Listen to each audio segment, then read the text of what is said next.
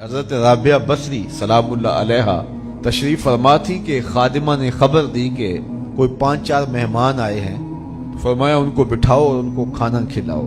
تو خادمہ نے عرض کی کہ باورچی خانے میں تو صرف 1 روٹی پڑی ہے اور مہمان 5-6 ہیں۔ آپ نے فرمایا اچھا اس روٹی کو جا کے باہر خیرات کراؤ۔ خادمہ گئی اور خیرات کرائی۔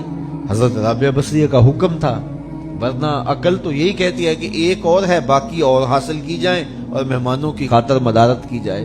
تو وہ 1 روٹی بھی خیرات کرائی۔ تھوڑی دیر کے بعد دروازے پہ دستک ہوئی، پوچھا دروازے پہ کون ہے؟ کہا میں غلام ہوں اور ہمارے آقا نے آپ کی طرف کھانا بھیجا ہے۔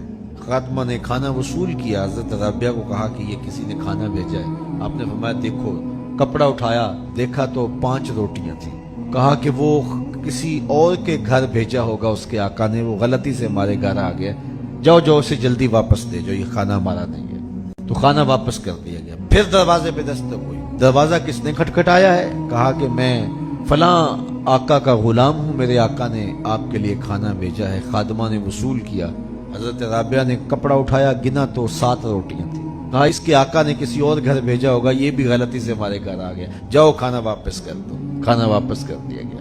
پھر دروازے پہ دستک ہوئی، پوچھا کون؟ کا فلاں کا فرستادہ غلام، اور میرے آقا نے آپ کے لیے کھانا بھیجا ہے، اور کہا حضرت رابعہ کو دے کے آنا۔ خادمہ نے وصول کر لیا، حضرت رابعہ نے کپڑا اٹھایا، گنا تو 10 روٹیاں تھیں۔